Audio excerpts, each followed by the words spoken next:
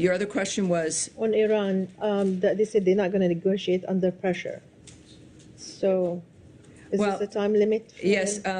Iran's behavior across the globe threatens U.S. national interests, which is why President Trump reimposed the maximum pressure campaign designed to end Iran's nuclear threat, curtail its ballistic missile program, and stop it from supporting terrorist groups.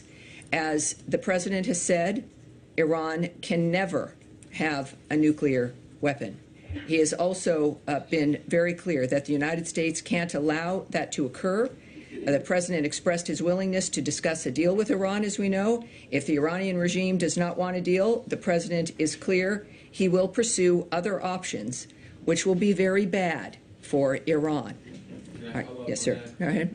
Back to Iran. Iran's president yesterday ruled out direct negotiations with the United States on its nuclear program. Was that what the United States is seeking, direct negotiations, or would the United States be open to third-party intermediaries?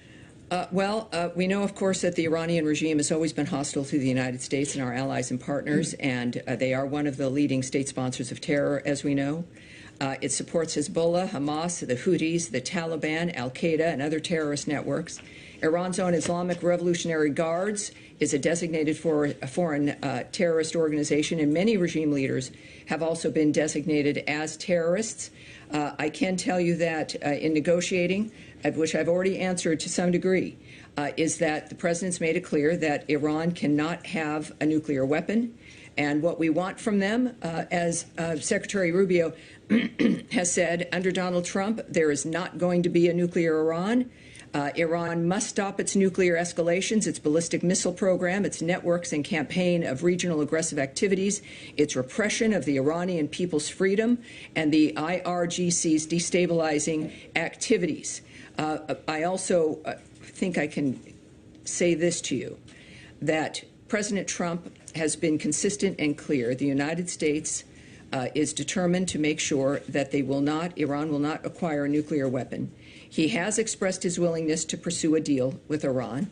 If the Iranian regime does not want a deal, as I said earlier, the president has other options, and those alternatives will be very bad for Iran. On Gaza, the UN's Humanitarian Affairs Office has said that 15 paramedics, civil defense, and a UN worker were killed, in their words, one by one by the IDF. They have dug bodies up, they said, in the shallow grave that have been gathered up, and also vehicles in the sand. Have you got any assessment of what might have happened, and given the potential use of American weapons, is there any assessment of whether or not this complied with international law? Well, I can tell you that for too long, Hamas has abused civilian infrastructure, cynically using it to shield themselves. Hamas's actions have caused humanitarians to be caught in the crossfire. The use of civilians or civilian objects to shield or impede military operations is itself a violation of international humanitarian law. And, of course, we expect all parties on the ground to comply with international humanitarian law. But there's specifically a question on it's a question about accounting and accountability, given that it may have been the use of US weapons. So it's a question about the State Department rather than Hamas. Is there any action to assess? Every single thing that is happening in Gaza is happening because of Hamas. Every single dynamic. I'll say again, I've said it, I think, in every briefing. All of this could stop in a moment if Hamas returned all the hostages and the hostage bodies they are still holding and put down its weapons. There is one entity that could stop it for everyone in a moment, and that is Hamas. All loss of life is regrettable. It's key, obviously. Whoever it is, wherever they live, and this has been the nature of what fuels Secretary Rubio and President Trump in their willingness to expend this kind of capital early on in this term to make a difference and to change the situation. So I think that is the one thing that remains clear in all of this, which is all for all of us, which is why we work to stop it. I know that's a horrible dynamic. Yes, Humaira. All right. In the back. Yes, sir. Thank you, Tony. We'll move to Ukraine, if I may. Today marks 3 years since the world learned about Bucha massacre. We want to get your reflection on that. And second part of the question, yesterday the president spoke about the minerals deal with Ukraine. It looks like there's a confusion over there because the president said that he hears that the Ukrainian side is trying to reconsider the deal. But, we have seen media reports about the U.S. version the draft was changed. Can you please offer some clarity on that as well? Thanks so much. Well, I think the president's comments speak for themselves. I do know also that there is one North Star for everyone involved in this, and it is the ceasefire and stopping the carnage. There are certainly some other issues that are, I suppose, discussed, but what matters every single day is wondering who's alive today, who won't be alive tomorrow. And fortunately for us, we don't necessarily walk through our day with that concern. For the people in Ukraine, they do. And I think that President Trump, of course, he knows and he understands, and we operate with the realization that negotiations are going to require both Russia and Ukraine to make tough decisions and compromises. And we are working with Russia and Ukraine, and we're committed to continuing our work to bring them to the negotiating table. We do know that I think there was an idea from Russia about a temporary administration that was not appreciated by the president. Ukraine, I don't think I need to remind everyone, but it's a good reminder, is a constitutional democracy.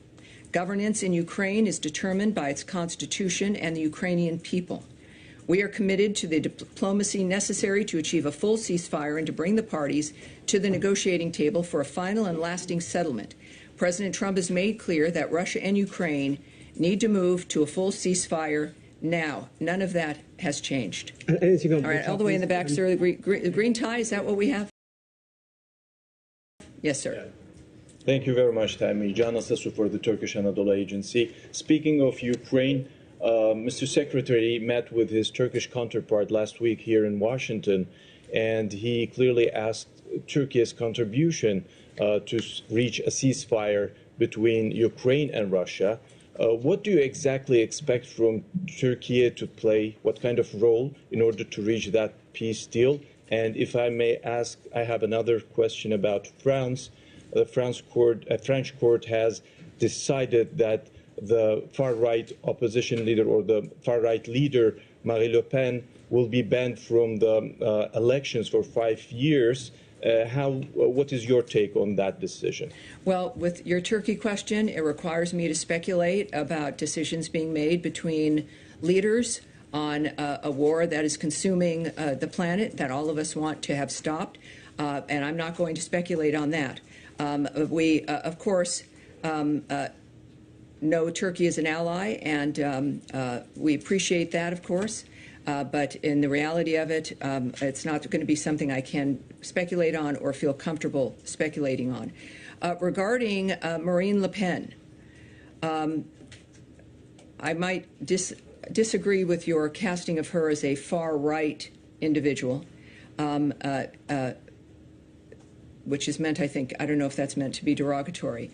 But we are aware of reports regarding her sentencing. And I would refer you in general to the French authorities for further comment on this legal decision. We also will recall, though, the Vice President's February 14th remarks at the Munich Security Conference in defense of free speech, as well as opposition to exclusion of people from the political process. We have got to do more as the West than just talk about democratic values. We must live them. Exclusion of people from the political process is particularly concerning, given the aggressive and corrupt lawfare waged against President Trump here in the United States. We support the right of everyone to offer their views in the public square, agree or disagree. And with that, I have nothing else to add.